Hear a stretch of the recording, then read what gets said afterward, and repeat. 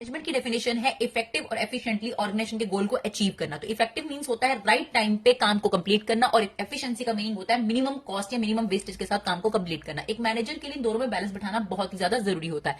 अब दूसरा important topic है ऑब्जेक्टिव ऑफ मैनेजमेंट। तो तीन ऑब्जेक्टिव है, ऑर्गेनाइजेशन, सोशल और पर्सनल। ऑर्गेनाइजेशनल कंपनी खुद के लिए रखती है, सोशल कस्टमर और सोसाइटी के लिए है, और पर्सनल इंप्लॉय के लिए। यानी एक मैनेजर को तीन लोगों को खुश करना पड़ता है, कंपनी की ओनरशिप को, कस्टमर्स को और इंप्लॉयज को, तभी वो ऑर्गेनाइजेशन के ऑब्जेक्टिव को अचीव कर सकता है। तो ऑर्गेनाइजेशन में पहला ऑब्जेक्टिव क्या होता है, जब एक मैनेजर आता है कंपनी में तो उसके सामने सबसे पहले रखा जाता है सर्वाइवल, यानी कम से कम इतनी सेल्स कर दो कि हमारा टोटल कॉस्ट कवर हो जाए। जब सर्वाइवल हो जाता है तो सेकंड स्टेज उसके सामने रखी जाती है प्रॉफिट की, यानी रेवेन्यू इतना ज्यादा हो कि टोटल कॉस्ट से कुछ तो आपके पास जनरेट हो। बट याद रखिएगा सर्वाइवल में नॉर्मल प्रॉफिट जो है वो जरूर होता है, और प्रॉफिट के टाइम पर एबनॉर्मल प्रॉफिट अर्न हो रहा होता है। फिर आता है ग्रोथ। ग्रोथ में क्या होता है, ऑर्गेनाइजेशन नई ब्रांचेस खोलना शुरू करती है, प्रोडक्ट्स बढ़ाना शुरू करती है, इंप्लॉय इंक्रीज करना शुरू करती है, सेल्स इंक्रीज करना शुरू करती है।